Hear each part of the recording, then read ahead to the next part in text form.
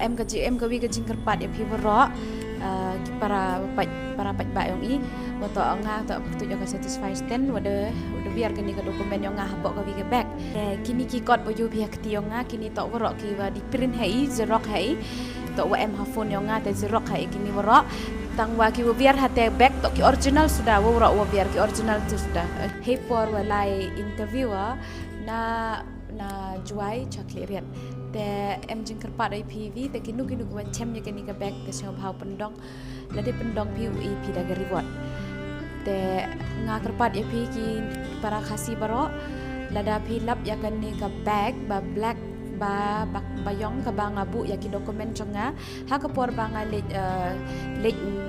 interview na West Jaintia shaka East Jaintia te lada pi yo I ya kani ka back te da pi yo sing papen phai ka ngan ai pi da upuskit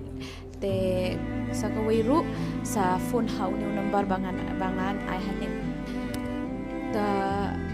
there is one request to each and everyone since I've lost my documents in one black bag during my journey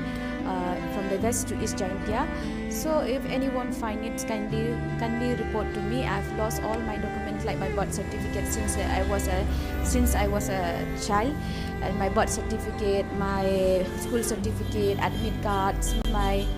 degree certificates, my B.Ed certificate, my computer course certificate, my experience certificate. So kindly return it if anyone find that back. Actually आप सब लोग से एक विनती है मेरा कुछ document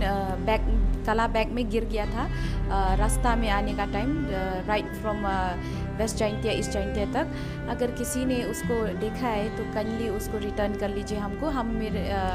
number provide कर रहे हैं तो काइंडली उसको जो भी आप अगर अगर मिलेगा तो हमको प्लीज़ वो काइंडली रिटर्न कर दीजिए उसमें मेरा बहुत इंपॉर्टेंट डॉक्यूमेंट्स शेयर वन गनी का वीडियो ले खनांग वो उपयोग छबरो की पाइबा